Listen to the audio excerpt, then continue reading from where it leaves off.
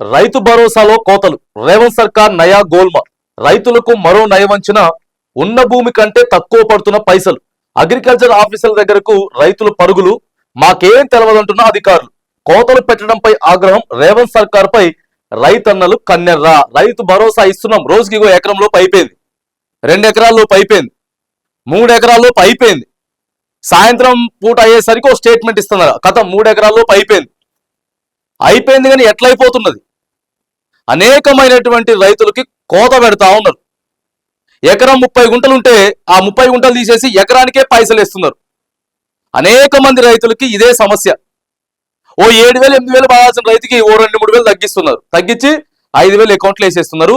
అనేక మంది రైతులకి ఇదే సమస్య ఉన్నది. ఎవరికి చెప్పుకోవాలో అర్థం కాదు. పడ్డాయి పైసలు, ఇన్ని రోజులేం పడలేదని వెయిట్ చేసిర్రు.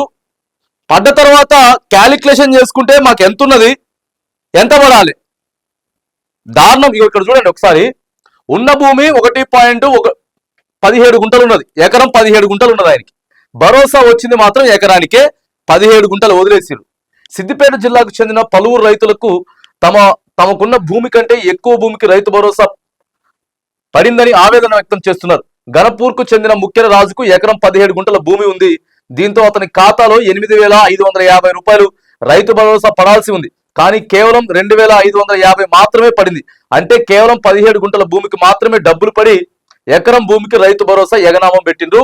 పాస్ బుక్ తో సహా ఉన్నది. ఒక్క సిద్దిపేట జిల్లానే కాదు, రాష్ట్రంలో అన్ని జిల్లాలలో కూడా ఇదే పరిస్థితి. Confusion confusion confusion. చెప్పిండ్రు కదా 15,000 అని చెప్పిండ్రు. మా వాళ్ళు అయితే లేదు, పైసలు తక్కువ ఉన్నాయి, 12,000 అని చెప్పిండ్రు. ఆ 12,000 కూడా ఇగో రోజుకో ఊరికి, వారం తర్వాత ఓ ఊరికి, ఇవన్నీ చెప్పిండ్రు. ఇక అయినా కానీ దాంట్లో కూడా ఎగగొట్టేటటువంటి ప్రయత్నం. పైసలు లేకపోతే అసలు ఇక కాదు రైతు భరోసా ఇవ్వలేం. గతంలో ఎప్పుడైతే మీరు ఎట్లయితే అప్పులు తెచ్చుకొని, ఎట్లయితే బాండ్ పేపర్ల మీద సంతకాలు పెట్టి, ప్రామిసరీ నోట్ల మీద సంతకాలు పెట్టి, సాహుకారుల దగ్గర అప్పులు తెచ్చుకొని పండించుకున్నారో, ఆ అప్పులు కూడా కట్టలేక పంటంతా నాశనం అయిపోయి ఆత్మహత్యలు చేసుకున్నారో, ఇగో మళ్ళీ అదే పరిపాలన అదే నడుస్తుంది అని చెప్పరాదు. ఎందుకు ఇగో ఇక్కడ చూడండి. ఉన్న భూమి 1.8 ఎకరం, భరోసా వచ్చింది మాత్రం 35 గుంటలకే వచ్చింది. బుద్దిపడగ గ్రామానికి చెందిన రైతుకి ముఖ్య కరుణాకర్ పేరిట ఎకరం 8 గంటల భూమి ఉంది. 7,200 రైతు భరోసా పడాల్సి ఉండగా కేవలం 5,325 మాత్రమే పడింది. 1,875 తక్కువ పడింది. ఎందుకు పడింది చెప్పండి. వీళ్ళ పేర్లతో సహా ఉన్నది కదా, ఏ గ్రామం, ఏ జిల్లా, ఏ మండలం ఉన్నది. ఇట్లా అనేక మందికి కొర్రీలు పెట్టేటటువంటి ప్రయత్నం. రైతు రుణమాఫీలు అట్లే చేసిరు, రైతు భరోసాలు ఇప్పుడు అట్లే చేస్తున్నారు. ఇక ఏం సక్కన అయితే చెప్పండి వీళ్ళ దగ్గర. రేవంత్ రెడ్డి ప్రభుత్వ పనితీరు అయితే ఎగనామం లేదంటే పంగనామం అన్నట్లుగానే ఉందన్న విమర్శలు వస్తున్నాయి. ఇప్పటికే అమలు చేసింది కొన్ని పథకాలు అయితే వాటిలోనూ కోతలు పెడుతూ కోతల ప్రభుత్వంగా పేరు తెచ్చుకుంది. ఇప్పుడు మరోసారి కోతలతో రైతులను పరేషాన్ చేస్తుంది. ఎన్నికల ముందు రైతు భరోసా 15,000 ఇస్తామని చెప్పి అందులో 3,000 కోతలు పెట్టింది. సాగుకు యోగ్యమయ్యే భూములకు మాత్రమే అంటూ మెలికి పెట్టి మరికొంత భూములకు రైతు భరోసా ఎగగొట్టింది. ఆఖరికి ఇప్పుడు ఇచ్చే 12,000లోనూ కోతలు పెడుతోంది. రైతులకు ఉన్న భూమి కంటే తక్కువ భూమికే రైతు భరోసా ఇచ్చి చేతులు దులుపుకుంటుందన్న విమర్శలు కూడా వినిపిస్తా ఉన్నాయి. చూడండి ఇక ఎట్లయిపోయిందో. ఎక్కడికక్కడికి ఏరి పారి ఓ 5 గుంటలకో 10 గుంటలకో ప్రతి రైతుకి, అనేక మంది రైతులకి ఈ సమస్య ఉన్నదండి. రావాల్సినటువంటి క్యాలిక్యులేషన్ ప్రకారం ఇవ్వకుండా తగ్గించి వేస్తా ఉన్నారు. చూడండి ఇక ఇప్పుడు ఈ రైతు భరోసా మొత్తం కంప్లీట్ అయిపోయిన తర్వాత మాకు తక్కువ వచ్చిందని చెప్పి కొన్ని లక్షల్లో దరఖాస్తులు రాకపోతే అడుగురు. ఇప్పటికే రైతులు ఎవరికి చెప్పుకోవాలో అర్థం కావట్లే. లెక్కలేసుకుంటారు, మొత్తం లెక్కలు చదువుకున్న వాళ్ళతో లెక్కలేపిస్తున్నారు. అనేకమైనటువంటి ఫిర్యాదులు మా దగ్గర కూడా ఉన్నాయి. భద్రాద్రి కొత్తగూడెం జిల్లాలో అనేకం ఉన్నాయి.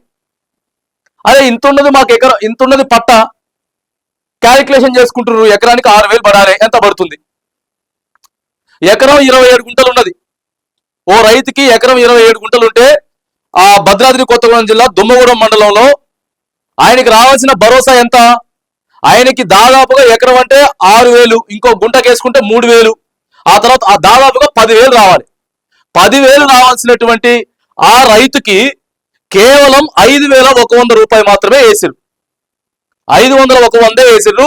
ఎకరం 27 గుంటలకి ఎంత పైసలు రావాలి వేసింది క్లియర్ గా మెసేజ్ కూడా పంపించారు. మరి దీనికి ఎవరు సమాధానం చెప్పాలి? అంటే ఇట్లా అనేక మంది రైతులకి ఎగ్గొట్టేటటువంటి ప్రయత్నం ప్రభుత్వం క్లియర్ గా చెప్తున్నది. మీ వల్ల కాదు అని అంటే వదిలేయండి.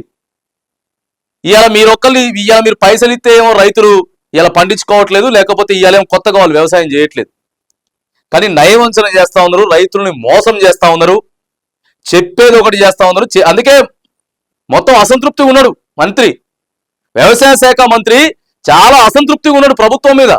సొంత మంత్రే ఏం మాట్లాడలేనటువంటి పరిస్థితి ఉన్నది. అనేకమైనటువంటి ఫిర్యాదులు ఉన్నాయి. మరి ఇట్లనే ఉన్నది. రైతు భరోసా క్లియర్ గా చక్కగా ప్రభుత్వానికి ఇవ్వడం మాత్రం చేత అయితలేదు. మరి వీళ్ళకి ఏం సమాధానం చెప్తారో, వీళ్ళకి ఎట్లా చేస్తారో మరి చేయరు.